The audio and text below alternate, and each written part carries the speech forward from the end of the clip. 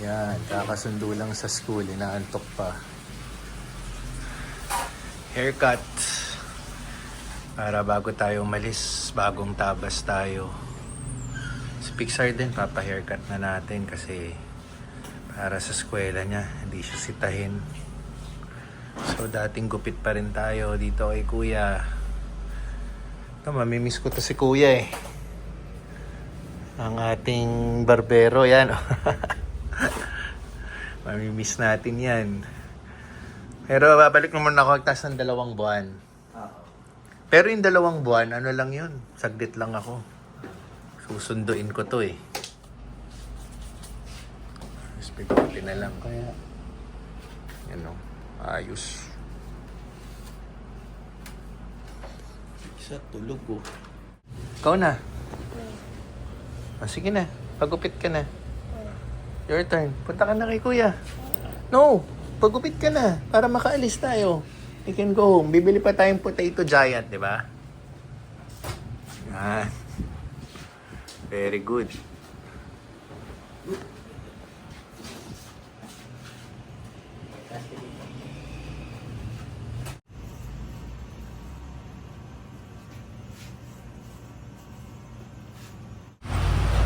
Pwede ba Gcash? Ito pala. Etong half-half, 129. Spicy barbecue. Ano pang dip, sir? Mustard. Honey mustard. So, bilan muna natin si Pixar nito. Paborito niya. Habang ginugupitan siya, pinabili natin kay Kuya. Ito lang naman yun sa harapan. Yun yung pinaggugupitan namin, no? Papo! Yan na.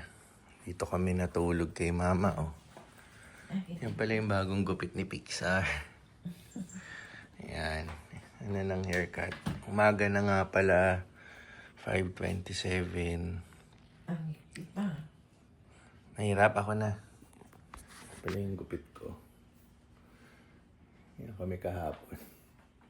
Ito kami nagstay kay Mama for the night. Asikaso siya ni Mama.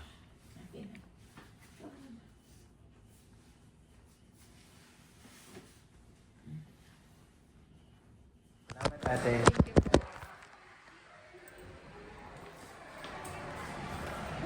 Okay, kakatapos lang natin mag-workout. At may mga errands pa rin tayong ginagawa, no? Kahit na paalis na tayo next week. So ayun, nagpahinga kami kina Mama, natulog kami kina Mama kahapon sa bahay niya para naman makasama ko rin si Mama, tapos si Pixar din. Kasi oras na umalis na ako next week, si Pixar magi-stay muna sa parents ni Teens. Doon muna siya magi-stay. Tapos pag weekend, pag gusto niya makita si Mama, kapatid ko, mga pinsan niya, pwede naman, mag-uusap na lang sila ng in-laws ko. So, bahala na sila sa arrangement, no? About sa ni Pixar, sa sitwasyon ni Pixar. Tapos, yun nga, nilulubos ko na lang din yung mga natitirang araw ko dito sa Pilipinas bago tayo pumunta ng US. Ginagawa na natin yung mga errands din, no? May mga errands pa rin tayo na tinatapos. So, isa sa errands natin, kailangan natin bumili ng bagong TV para sa isang unit ng condo dito kasi few months ago na nabaksak yung TV sa pagkakahang niya. Yan, nasira yung LCD ata or basta nag-malfunction na yung TV. Tapos, hindi na siya under warranty kaya bye-bye na. So, ngayon, nandito tayo, papasok tayo dito sa SM Appliance. Bibili tayo ng panibagong TV, tapos ihahatid natin sa condo.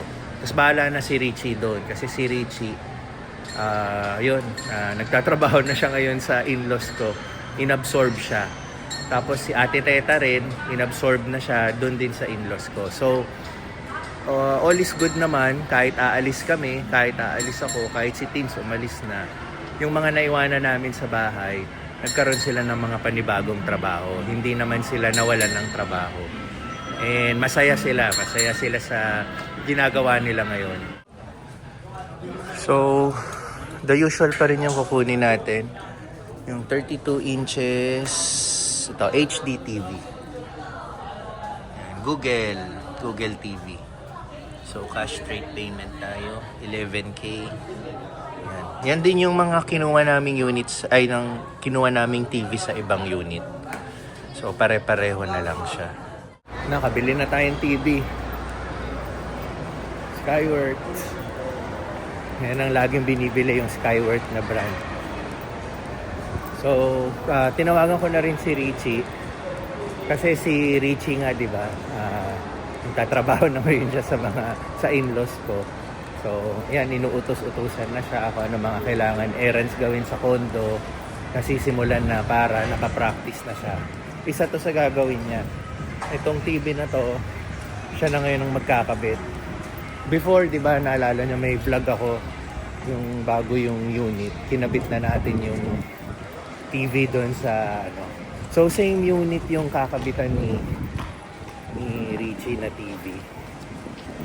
Yun yung nasira yata na TV. So, papalitan na itong bagong binili natin. This time siya na. So, yun. Dami na rin talagang nababago, no? Dahil nga, alis na tayo, magsisimula tayo ng bagong yugto ng ating buhay. Buhay Amerika. Pero, yan, mga natitirang araw natin dito, in-enjoy natin. And, sabi ko na sa isang vlog, no, nakakaramdam na rin talaga ako ng lungkot. Sabi ng mga kaibigan ko, separation anxiety. Pero kailangan nating lagpasan, kailangan nating labanan.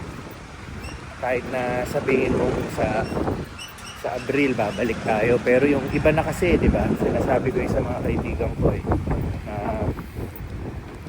kahit babalik ako ng April, kahit makikita ko ulit ang Pilipinas, mga kaibigan ko.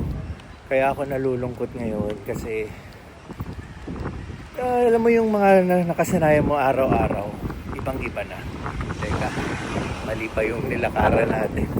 May bukas na nga pala na daanan dito para mas mapabilis yung lakad natin. So yun, balik tayo. Nalulungkot din kasi ako dahil yung mga araw-araw na ginagawa natin for the past 2 years, wala na, iba na. Yun nga, si Ate Teta, si Richie, iba na yung pinagsisilbihan nila. Tapos, yun, wala na nga si Teens, nasa US na ngayon. Speaking of Teens, i-share ko dito sa screen yung arrival niya sa New Jersey. At nasa headquarters ng agency para mag-orientation. Tapos, after that, the following day, dadali na siya sa tunay niyang destination, no? So, yun ang nagiging storya niya ngayon sa Amerika.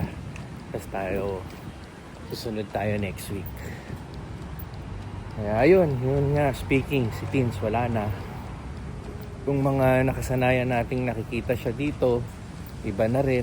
Si Pixar, hindi na natin nakikita sa bahay ulit. Sa ngayon, kasama ko pa siya. Pero yun nga, titira na siya sa bayan ng lolo't lola niya. Yun. So, yun ang nagpapalungkot sa akin, no? Yung mga nakasanayan mo araw-araw, wala na. Of course, mga kaibigan ko, di ba? Pag nagkikita-kita kami, get together, mapopost siya temporarily. Though, uwi naman tayo ng April. Pero, alam naman natin lahat talaga. Iba na yun.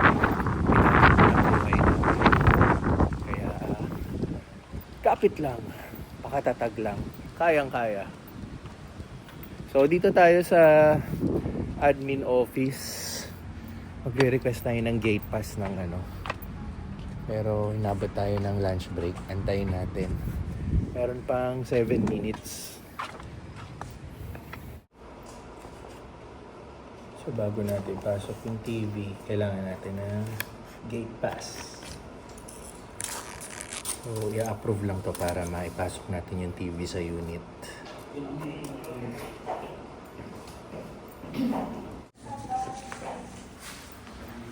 Tapos na. Approve. Mabilis lang. So, meron na tayo. Gate pass, approve. Pwede na natin ipasok. Tapos after naman neto, pupunta na tayong Alabang dahil maya-maya out na ni Pixar. Tapos, ayun. Yun ang ating mga errands for today. Naisingit pa natin mag-workout, di ba? And ang ating weather ay very gloomy. Nagpapadagdag sa ating lungkot bago tayo umalis. Pero again, excited din naman tayo sa bagong adventure na nag-aantay sa atin sa Amerika. Kaya, ano lang, normal lang naman yun. Sabi naman rin, happy rin mga kaibigan ko, sabi ng malalapit nating kamag-anak. Normal lang yung nararamdaman natin. Kaya ano lang, laban lang, move on. Sige lang.